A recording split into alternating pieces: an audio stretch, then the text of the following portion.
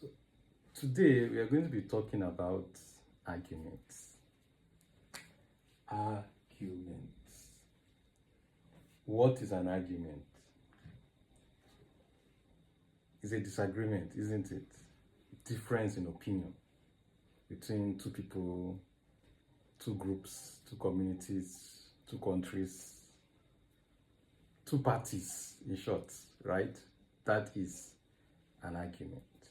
Now, I'm going to say one thing about an argument, one response to an argument, and that is avoid them. Avoid. Avoid arguments. Now, avoiding an argument is different from avoiding a conflict. It is not wise to avoid conflicts,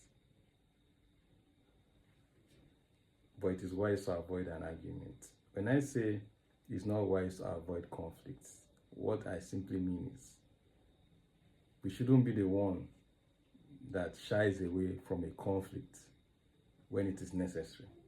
Because what is a conflict simply means an opportunity to set things right. So when somebody oversteps the boundary, or someone acts in a way that rubs you the wrong way, and you say, for the interest of peace, you don't want to call this person out on that, and you suffer in silence, that is you avoiding conflict.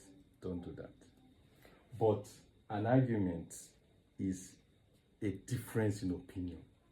I have an opinion, you have an opinion, and we both war it out to see whose argument is a better argument. Avoid it. Now, what's the first reason you should avoid an argument?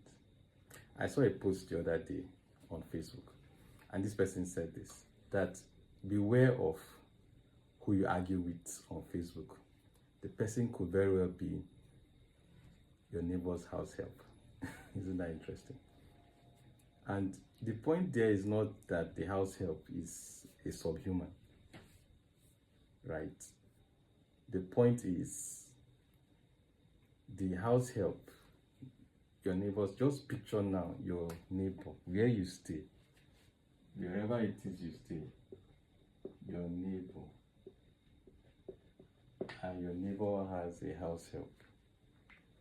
Maybe the house help greets you, good morning, uncle, or good morning, auntie. Or maybe it's a house help that is a bit rude and doesn't even say good morning. But however, you can picture what I mean, your neighbor's house help.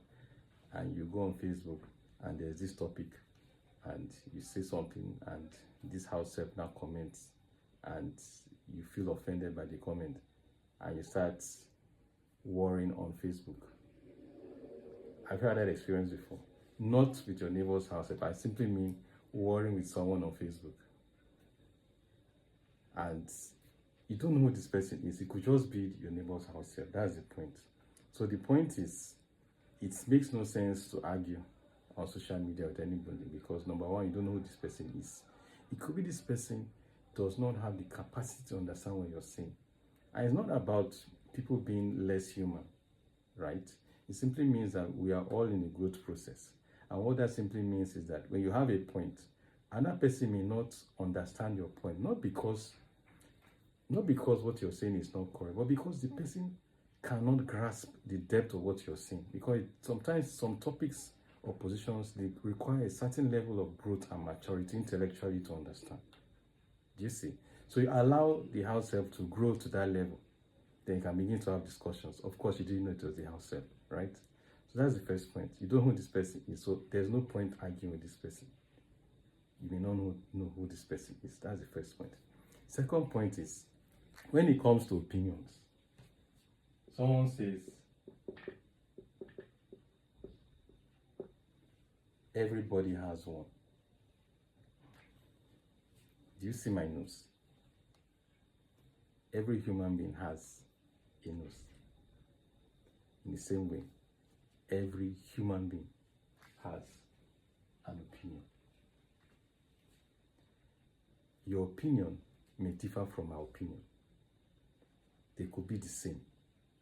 It doesn't matter. It's an opinion. Now, the point of opinions is that they are just opinions. Either one could be right. It depends on the perspective. You had the situation, or this analogy that was given about an elephant. And I think, was it 2 blind men or 3 blind men? Okay, let's just say 3 blind men. They were asked to approach this elephant and describe the elephant. One held the ears, one held the trunk, one held the tail. Right?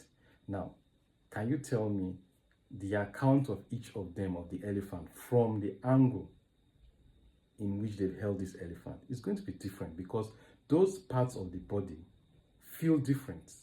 So their opinions of what they've held will be different. Mind you, they held the same elephant, but different areas of the elephant. What have we described in this scenario? What we've described is what is called perspective.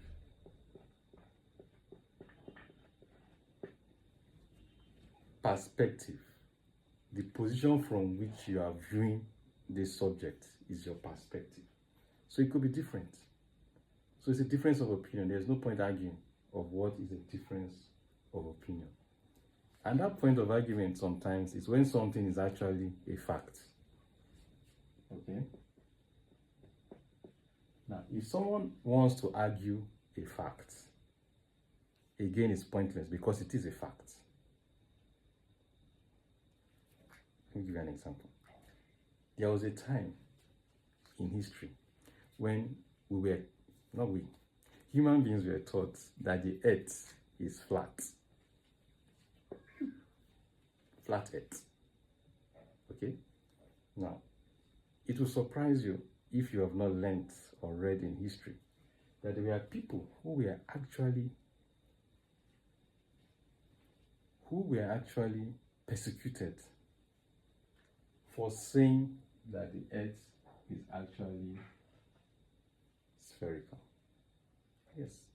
Because some people came up and said, based on what they can see due to superior equipment and analysis, that the earth is not flat, that it is indeed spherical. So you see, the knowledge of the earth being flat meant that in those days, sailors were afraid to go very far because they thought that if you go over a particular distance, you get to a point in which you fall off the earth.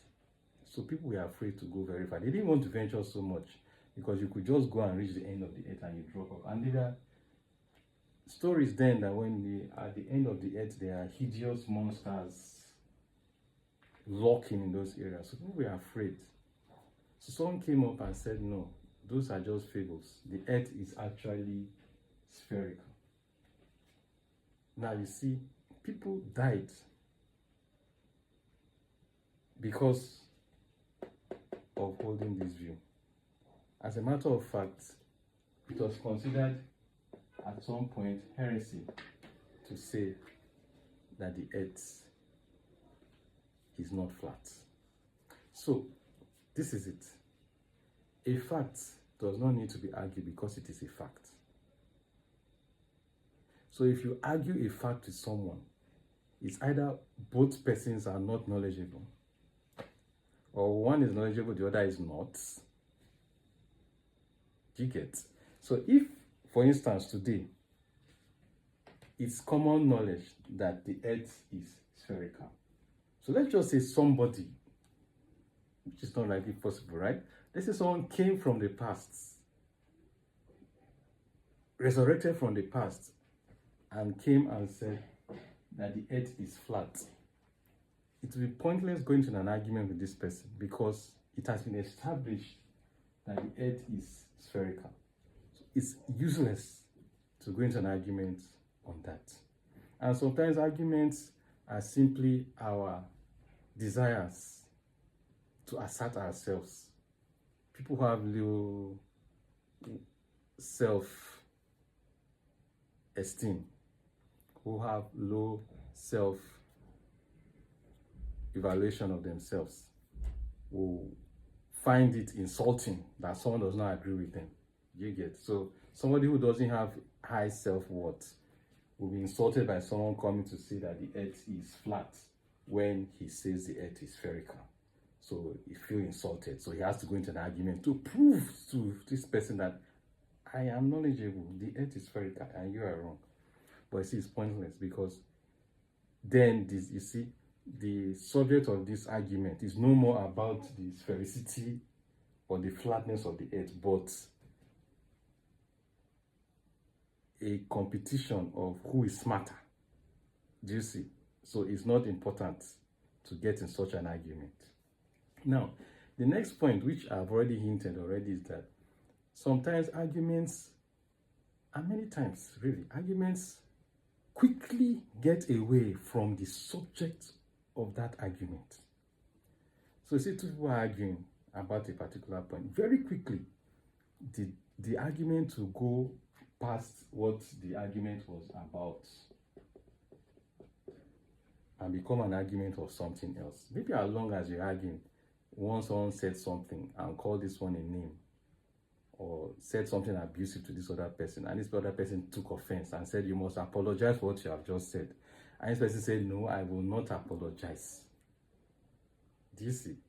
Before you know it, it has escalated to something else. Don't forget, there's a subject that was caused this argument, but now because of a word that was said or wrongly interpreted, now it has escalated to. So you quickly see that something that started as a difference in opinion of a particular topic quickly escalates into something else, and something else, of course. Then another thing you need to realize is that many times, not all the time though, but many times, an argument takes place between people that don't truly like each other. You know, if you like someone, you're in very good rapport with somebody, you will make excuses for that person, right? So even when this person has a difference in opinion from yours, many times you will just overlook it, you know, because that feeling of affinity and familiarity is there. So you overlook all those things. But when this person, you don't really like this person, or you don't really know this person, that's when arguments become so possible. Do you understand? So sometimes it's because, so it's just more of a difference in that rapport. Someone you don't really like, it's very easy to get an argument with that person, because the issue is not really the topic of disagreement, but there's something else. For want of a better word, that beef that you want to express. And even sometimes for people that you may appear to be close, you know, sometimes you feel this person is your friend, you've been this person for a long time, you know this person and all that, and suddenly there's an argument and it quickly degenerates into something else, maybe aggression and everything, reprisals and all that. I begin to wonder, is it just because of this thing you guys are arguing about? No, there's something else beneath it. You get? Sometimes people are hot and they cannot express themselves. You've done something to someone, this person cannot express himself or herself. So what happens? There is this animosity that occurs between even people that appear to know each other for a long time. And what happens is that because he cannot express, or she cannot express her thoughts and feelings, this argument is a good opportunity to express the anger, the hurt, the animosity, that simmering hurt that is there. Explode and pour it out. But you see, it's under the guise of this argument that we're arguing about. But there's something else. That hurt was coming out. I just needed to express it. People become so violent and aggressive, and you think, is it just because of that topic we are talking? No, it was not that. There was something else that was beneath it. It was just a smoke screen for something deeper. So in all, there's no point engaging in arguments. It's not necessary. Just avoid arguments. Avoid them. If there's something bothering you, talk it out, express it, make it known. Don't use a cover to express your hurt, to offload your misgivings and your annoyances and irritations on someone else who should be hearing nice words from you. So, arguments, avoid them. Have a great week.